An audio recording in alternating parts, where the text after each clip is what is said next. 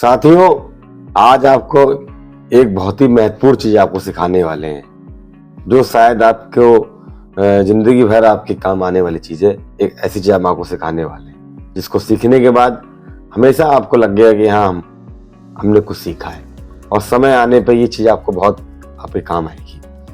तो आज हम आपको सिखाने वाले हैं कि एफआईआर कैसे दर्ज कराना होता है, और एफआईआर दर्ज कराने के लिए हमको कैसे शिकायत लिखनी है, कैसे कंप्लेन दर्ज करानी है। क्योंकि अक्सर होता क्या है, जब भी कोई घटना हमारे साथ घट जाती है या हमारे मिलने वाले या किसी हमारे जानकार व्यक्ति से घटना घट जाती है और हम चाहते हैं कि इसकी शिकायत हम पुलिस थाने में दें, मगर उस दौरान दिक्कत ये आती है कि हमारे बीच के बहुत सारे लोग ऐसे हैं जिनको घटना के बारे में तो अच्छे से पता है, मगर घटना को किस रूप में लिखना है, किस तरीके से घटना को लिखना है, या किस फॉर्मेट में हमें एक शिकायत लिखनी है पुलिस को देने के लिए, ताकि हमारी एफआईआर दर्ज हो जाए और हमारी लिखी शिकायत पे कोई ऑब्जेक्शन ना कर पाए। इस चीज को बहुत लोग नहीं जानते हैं, और इसी के कारण बहुत से लोग समय आने पे शिकायत नहीं दे पाते हैं, या देते भी हैं तो शिकायत देने के लिए हमें किसी अन्य व्यक्ति का सहारा लेना पड़ता है। और जो अन्य व्यक्ति जब शिकायत लिखता है तो जाहिर सी बात है, जो आप लिख सकते हो वो अन्य व्यक्ति वो चीज नहीं लिख सकता है। तो बहुत जरूरी है कि हमें आपको ये पता होना चाहिए कि एफआईआर दर्ज कराने के लिए हमें शिकायत कैसे लिखना है, किस प्रकार से लिखा जाता है, ताकि हम जब भी ऐसी दिक्कत आए हम तुरंत कम से कम समय के भीतर अपनी शिकायत लिख करके संबंधित थाने में दे पाए। तो आज हम यही आपको सिखाने वाले हैं। तो साथियों, मेरा नाम है एडवोकेट विजय प्रताप सिंह, और मैं इस वीडियो शुरू करूं उससे पहले मैं चाहता हूं कि आप अभी तक आपने मेरा यदि YouTube चैनल सब्सक्राइब नहीं किया तो सब्सक्राइब कर लें, ताकि हमारा उद्देश्य है कि हमारी एक एक वीडियो आप तक पहुंचे और आप उस वीडियो को सीखें। क्योंकि हमारा मुख्य उद्देश्य ये है, क्योंकि जो भी चीजें हम आपको बता रहे हैं ये बहुत जरूरी चीजें हैं और ये हम सबको आनी चाहिए। क्योंकि जब तक ये चीजें हमको नहीं पता है तो हम लोग मतलब प्रॉपर हम समाज के अंदर फिट नहीं बैठ सकते, और क्योंकि देश कानून संविधान से चल रहा है तो बहुत जरूरी है कि हमें इन सब चीजों की बेसिक जानकारी होनी चाहिए। तो यही चीज हमारा उद्देश्य है और इसी के लिए हम लोग आगे बढ़ रहे हैं। तो अभी तक आपने यदि चैनल नहीं सब्सक्राइब नहीं किया है तो आपसे निवेदन है सब्सक्राइब कर लें, और हम चाहते हैं कि आप अपने मिलने वालों को भी इस चैनल के साथ में आप जोड़ें। दूसरी चीज, आप यदि फेसबुक में हमारा इस वीडियो को देख रहे हैं तो हमारे जो पेज है उसको फॉलो कर लें। तो साथियों, चलिए शुरू करते हैं, हम आपको बताते हैं। देखिए, सबसे पहले तो किसी भी शिकायत को दर्ज कराने के लिए हमको कुछ चीजों की जरूरत होती है। सबसे पहले चीज, हमें एक सादा पेपर चाहिए होगा, एक सादा पन्ना हमको चाहिए होगा जिसके ऊपर हम अपनी शिकायत को लिखेंगे। दूसरी चीज, पेपर मिल जाने के बाद अब हमको ये देखना है कि घटना कहाँ की है, घटना जिस जगह जिस थाने देने जा रहे हैं वहीं की है या किसी अन्य थाने की है।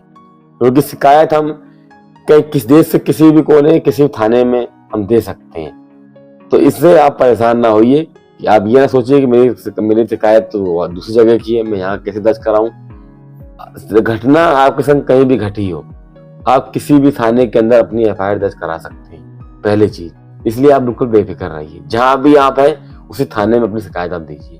कोई आपको मना नहीं कर सकता कि हम शिकायत दर्ज नहीं करेंगे, क्योंकि कानून के अंदर जो पहले जो सीआरपीसी होती थी उसकी 154 धारा 154 के तहत सीआरपीसी की धारा 154 के तहत, और नया जो कानून बना है जिसमें बीएनएसएस के 173 धारा के तहत कानून हमको ये अधिकार देता है कि हम अपनी शिकायत थाने में दें, और थाने को ये प्रतिबंधित करता है, थाने को ये कहता है कि आप इस धारा के तहत आप सामने वाले की एफआईआर आप दर्ज करें।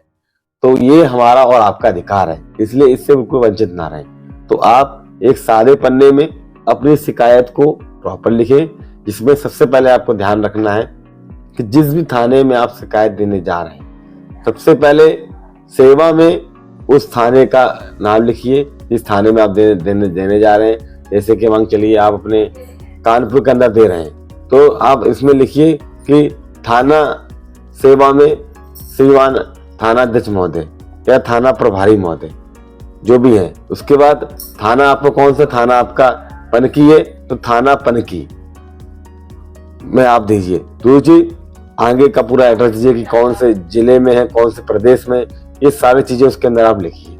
तो सेवा में थानाध्यक्ष महोदय, थाना का नाम लिखिए, पता लिखिए, एड्रेस लिखिए।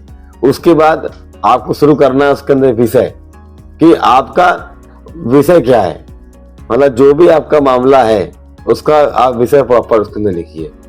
जिस भी प्रकार की आपकी घटना है उस घटना को आप प्रॉपर उस शिकायत के पत्र के अंदर आप प्रॉपर मेंशन करिए।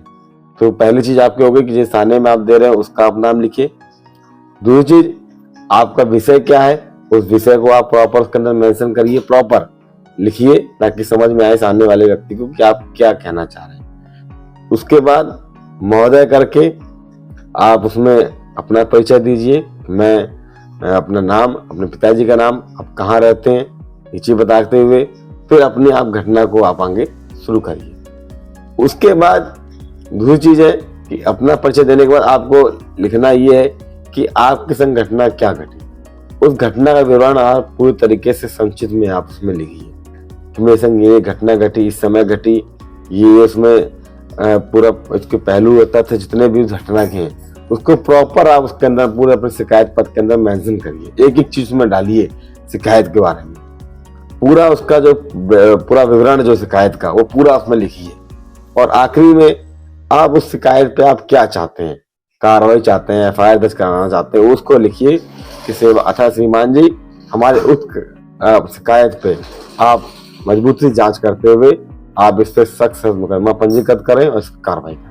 इस तरीके से लिख करके धन्यवाद देते हुए आप नीचे अपना नाम, अपना हस्ताक्षर लिखें।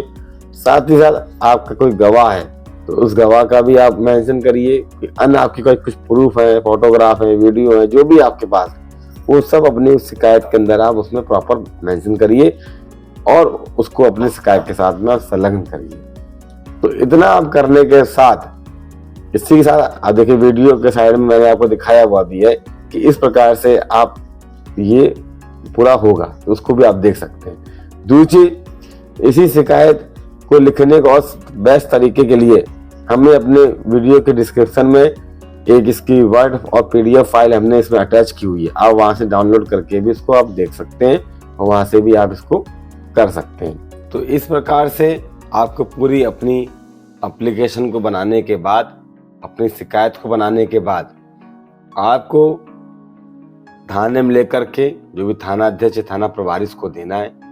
और उसके बाद यदि थाना अध्यक्ष आपकी शिकायत को दर्ज करने से मना कर देता है तो आपको क्या करना है कि आपको उसके बाद उस थाने से संबंधित जो अपर जो अधिकारी हैं, ऐसे किसी भी जिले के अंदर डीएसपी हो सकते हैं, डीसीपी हो सकते हैं, या एसपी हो सकते हैं, कमिश्नर हो सकते हैं, या आईजी या डीआईजी, ये सारे जो पद हैं ये एक थाना अध्यक्ष से ऊपर के लेवल के पद हैं। तो थाने लेवल पर यदि आपकी शिकायत दर्ज करने से मना कर देता है थाना अध्यक्ष, तो आप अपनी शिकायत लेकर के अपर अधिकारी पर आप जा सकते हैं और वहां से आप अपनी शिकायत के बारे में बता सकते हैं। तो वहां पर आपकी शिकायत को दर्ज करने के लिए जो अपर अधिकारी वो थाने अध्यक्ष को कह सकते हैं कि आप इसके ऊपर एफआईआर दर्ज करिए और वहां से एफआईआर आपकी दर्ज हो सकती है।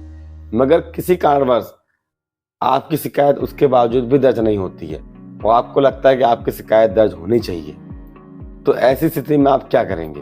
तो ऐसी स्थिति में आपको क्या करना है कि आप उस थाने से संबंधित जो कोर्ट जो होती हैं, जो न्यायालय जो होती हैं, क्योंकि हर थाना किसी न किसी न्यायालय से अटैच रहता है, तो उस संबंधित न्यायालय या कोर्ट में आपको जाना है अपने उस शिकायत को लेकर के, क्योंकि अपने कानून के अंदर सीआरपीसी के जो धारा 156(3) के तहत ये प्रावधान है कि थाने में यदि आपकी शिकायत को दर्ज नहीं करता है तो 156(3) के तहत आप अपनी शिकायत को आप कोर्ट में जो मजिस्ट्रेट होते हैं उनको आप जाकर के दे सकते हैं कि साहब इसकी आप जांच कराइए और एफआईआर दर्ज कराइए। तो आपका यदि मामला उनको समझ में आता है तो वो आपको थाने को बोल सकते हैं कि इसके आप मतलब एफआईआर दर्ज करें, तो वो आपके पास एक पूरा साफ रास्ता है। आज की बात करें क्योंकि कानून बदल चुके हैं, तो बीएनएस की धारा 175 के तहत ये प्रावधान है कि आप अपनी इस शिकायत को कोर्ट के द्वारा दर्ज करा सकते हैं। तो ये 3 तरीके हैं आपके एफआईआर दर्ज होने के। तो इन 3 तरीकों को यदि आप अपनाते हैं तो 101% आपकी कंप्लेन को दर्ज किया जाएगा, जांच होगी, उसके ऊपर सारी कार्रवाई की जाएगी। मगर थोड़ा सा इसके लिए हमें और आपको थोड़ा सा मजबूती से धैर्य के साथ कार्य करना होता है, क्योंकि इन सब प्रक्रिया के अंदर कुछ थोड़ा समय लगता है।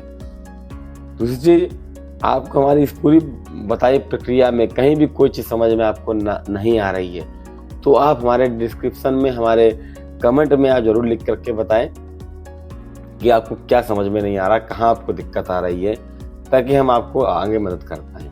दूसरी चीज़, हमारे इस वीडियो को आप जितना ज़्यादा लोगों तक भेज सकते हैं तो भेजने का कष्ट करें, ताकि हमारे द्वारा बताई जा रही चीज़ ज़्यादा से ज़्यादा लोगों तक पहुँचे और लोग इसको समझें, क्योंकि ये एक ऐसी जानकारी है जो हर व्यक्ति को होना चाहिए, कि इमरजेंसी में ऐसी जानकारी सबके बहुत काम आती है। दूसरी चीज़, हमारे लायक कभी कोई आपकी किसी प्रकार की आपको हेल्प चाहिए हो तो आप हमारे नीचे जो दिए गए डिस्क्रिप्शन में हमारा मोबाइल नंबर दिया गया है, उस पर आप किसी भी समय आप फ़ोन कर सकते हैं। दूसरी चीज़, हम अपने साथ कई अच्छे अधिवक्ताओं को अपने इस operation Vijay bar association of India के साथ में जोड़ रहे हैं। तो यदि आप अधिवक्ता हैं या किसी अधिवक्ता को आप जानते हैं तो उसको भी आप हमारी इस टीम का हिस्सा बना सकते हैं। तो आज के लिए इतना काफ़ी है, बाकी आगे फिर एक नई वीडियो के साथ में किसी मुख्य टॉपिक के ऊपर हम लोग आपके साथ चर्चा करेंगे। तो लगातार आप जुड़े रहिए और लगातार कानून की जानकारी आप ऐसे ही पाते रहिए। धन्यवाद।